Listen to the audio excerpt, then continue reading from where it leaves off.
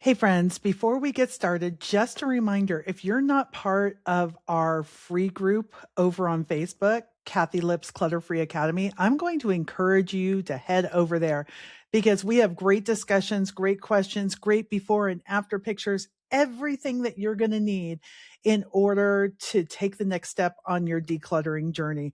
You see real progress over there, and it's so inspiring. So just go to Facebook, look for Kathi Lipp's Clutter Free Academy. If you just put in Clutter Free Academy, you're going to find me. Just make sure it says Kathi Lipp in there because there are some other clutter free groups, but none as great as the one that you all belong to. Okay, let's start the show.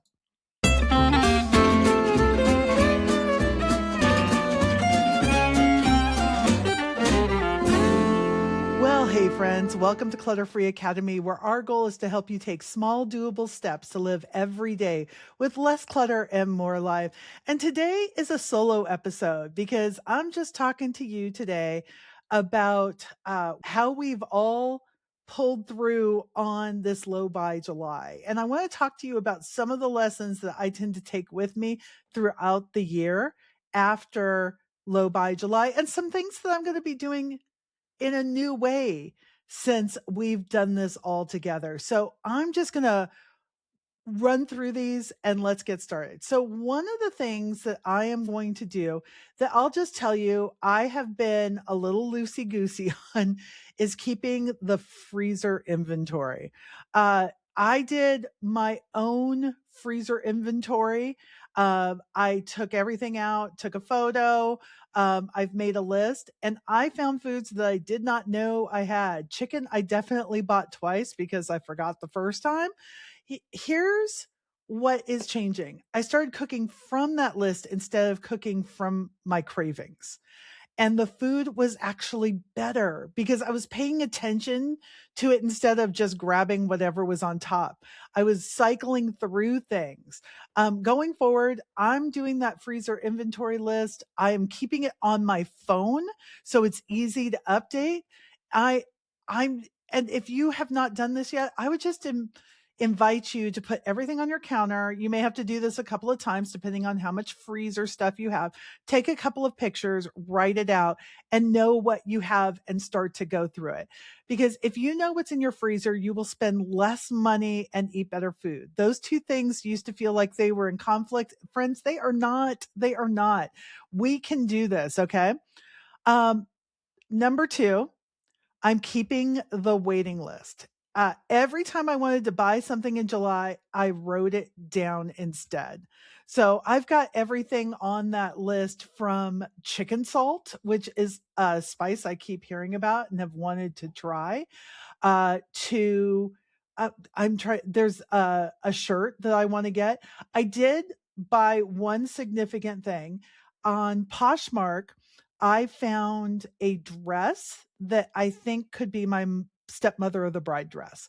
And it was a good price and it was the right size. It was the right, it was everything I wanted. So I bought it because that's what low buy July is about. I buy things because, that I know that I want, that there was no doubt I wanted to get this.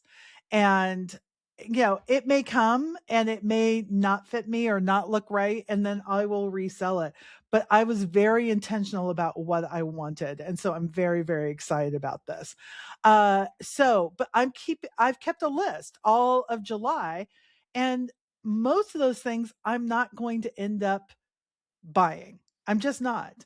I kept this list not because I'm disciplined, because the urge will pass sometimes. It was never really about the thing in some cases. It was about the moment. I'm going to keep doing this. I'm going to keep a running waiting list from now on. Before I buy anything non-essential, it goes on the list. I'm hoping to do it for 2 weeks. Okay. I'm going to live this out and I will report back. The waiting list doesn't feel like I don't know. It doesn't feel like restraint. It feels like information. And the information was I wanted the feeling of buying, not the thing. Sometimes I wanted the thing, but sometimes I wanted the feeling of buying the thing. Okay. Number three, I'm keeping the question, do I already have something that does this job? So I have actually printed that out and put it on my desk and my refrigerator because I I just want to be more intentional and more thoughtful. This is the question that is changing my shopping more than any hard and fast rule. Before low by July, I would think I need X and I have to go find X. During low by July, I had to ask, do I already have X somewhere or something that could do what X does? 9 times out of 10, the answer was yes. I had something that was perfectly serviceable. There are some things that I want to get that I don't have. I want to do some stacking gold chains. That sounds very 1970s, but you know what I mean. A shorter one, a medium one, a long one. I love that look. I don't have that. I have part of it. So I want to get the parts that I don't have. Uh, the question is now my first question before any purchase, not where do I get it, but do I already have it? And part of that is knowing what you have. Friends, this isn't about being cheap. It's about being awake to what we already have. It's a huge difference. And the more decluttered you are, the more you know what you actually have. Friends, I am keeping this is number 4. I'm keeping the friction between me and Amazon. I deleted the Amazon app in July. I know yeah, it was uncomfortable for about 4 days, and then I really kind of forgot about it. I wasn't looking for things to buy. I wasn't keeping an Amazon list. Uh, I ordered a couple of things we genuinely needed. We needed, something for our RV that's very hard to find, but I had to get onto my computer, look for the app, order it. Um, just like it was 2009. But it's that 30 seconds of friction that eliminates so many of our purchases. The app is not going to go back on my phone. I've got a little list on my phone where I keep, hey, these are things I want to get from Amazon or Walmart or something like that. And I need time to think about it. Unless Roger and I both agree, no, this is something that we need. Uh, I'm a little anti-Amazon, but I'm not totally anti-Amazon. I'm anti 9 o'clock, one click buying something. I'll return it in 3 weeks. That's what the app could be for me. And what really showed that to me is when I would order something and forget what I ordered. I wasn't waiting for it. So yeah. Okay. Number 5, I'm keeping cook backwards. So for most of my adult life, I have cooked forward. I decided what I wanted to eat, looked up the recipe, bought the ingredients. But low by July forced me to cook backwards, look at what I have and figure out what I want to make from it. And we all know that this is a great way to do it. It takes a little more thinking. It's a little bit harder. But that's how my grandmother cooked. This is how most of the world cooks. They know what they have in abundance and they cook from that. I just forgot.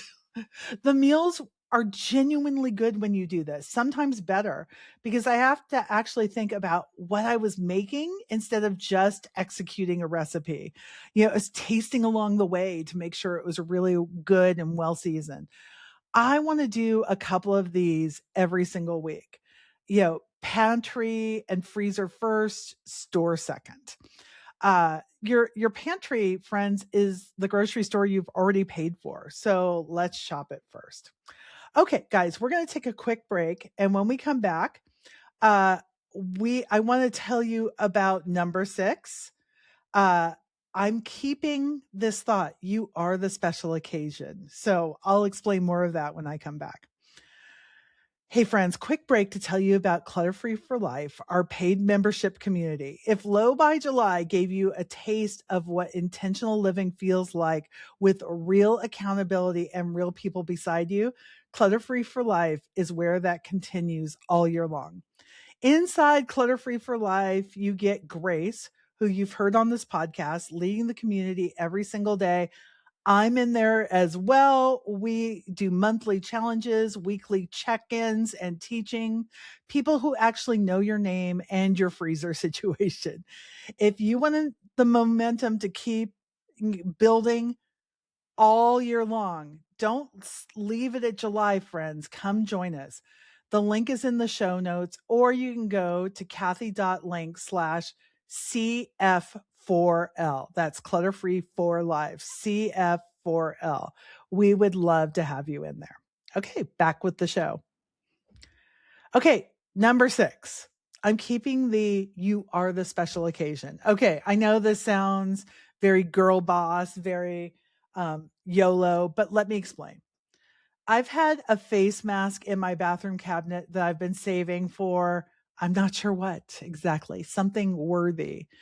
I used it on a Tuesday in July because I had no other choice. Friends, it was the same face mask on a Tuesday.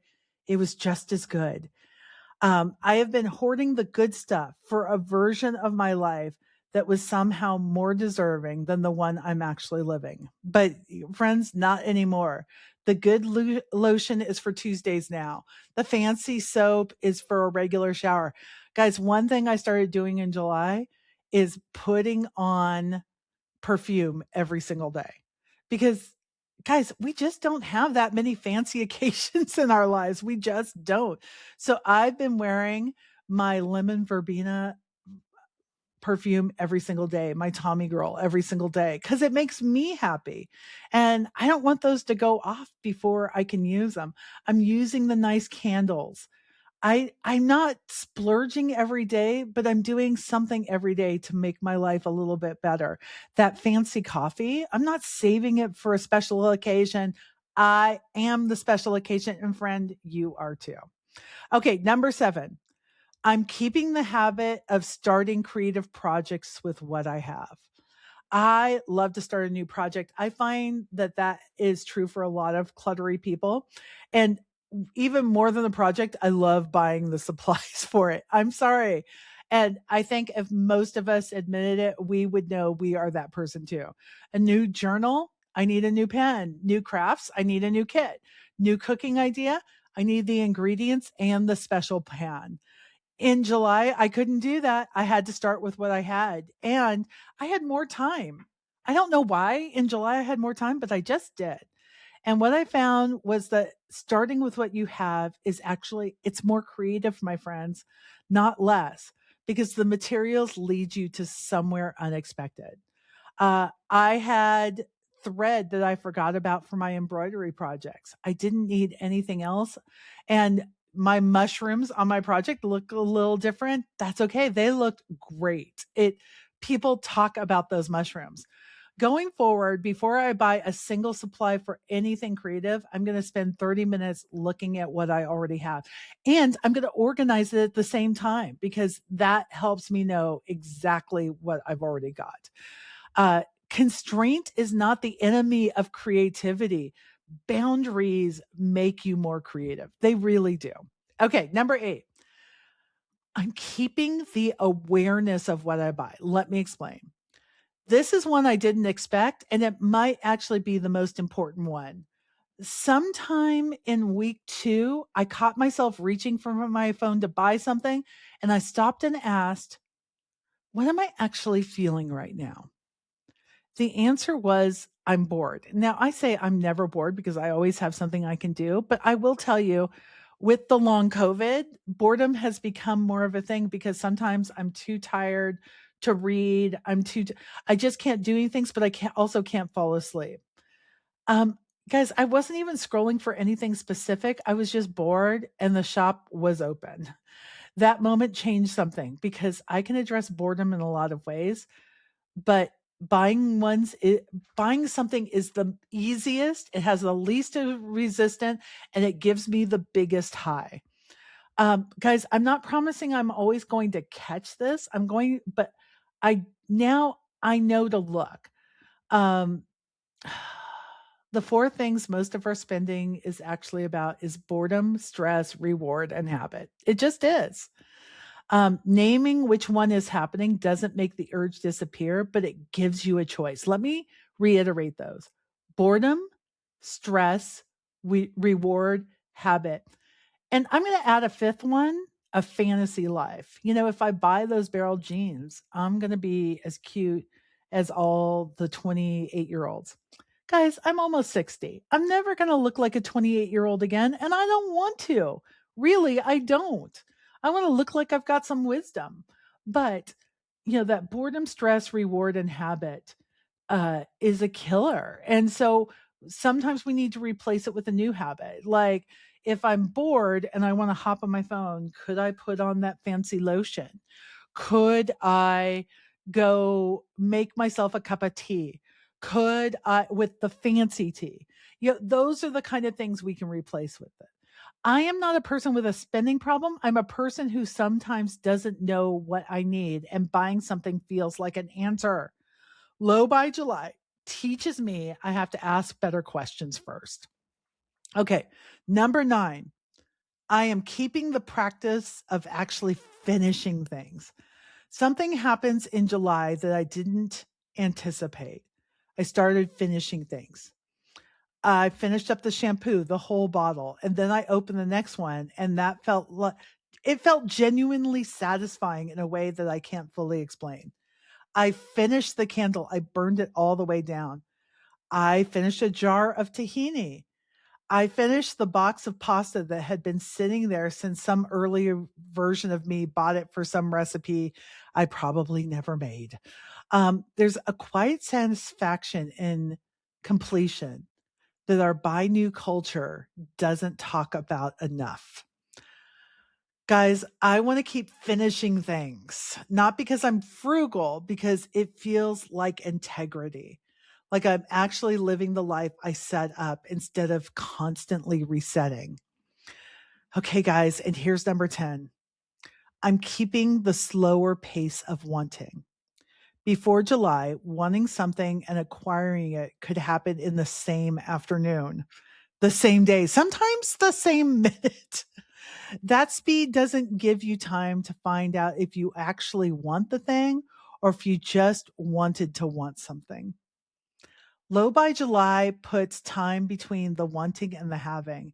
And in that space, I learned just a ton about myself. I learned that most of my wanting is passing. It comes, it's real in the moment, and then it goes. I want to keep that space, friends, not forever, not with everything, but as a default rhythm rather than expectation. I want a slower pace of life, and my buying was speeding that up. The waiting list is part of that, but it's also just a pace of life question. What if wanting something for a while was part of the joy and not an obstacle to it? There's this pleasure in anticipation that instant purchasing has taken from us. There's pleasure in the hunt. There's pleasure in the making sure it works for me. July is a month to get back to that. And I'm not ready to give that up. So that's my 10 friends. Some of them are practical habits. Some of them are more like a posture, a way of being in relationship with what my own home and my own wanting, my own relationships. I don't think I'm going to be perfect at any of these. I already ordered something, that that I didn't strictly need. It's fine. It's fine. But here's what I know. I see differently now. I have slowed down. I walk into my kitchen and I see a full pantry instead of an empty menu. I walk into my bathroom and I see products I'm excited to use up instead of wondering what else I need. I walk into my closet and I see things instead of gaps. Low by July didn't change my stuff. It changes how I see my stuff. If any of these things resonated, pick one, just one. The one that felt most like, oh, that's me. Friends, write it down, put it somewhere you'll see, give yourself a month with just that one thing and see what happens. Thanks, friends. If you are part of our Clutter Free Academy group, thank you. What you brought this month has made such a huge difference. And I want you to keep going with all of this and be kind to yourself, intentional, grace-based. Those things come first, okay? If you are interested in Clutter Free for Life, the link is in our show notes. We would love to have you there. Thanks for spending your time with me today. I'll see you next week. You've been listening to Clutter Free Academy. I'm Kathi Lipp. Now, go create the clutter free life you've always wanted to live.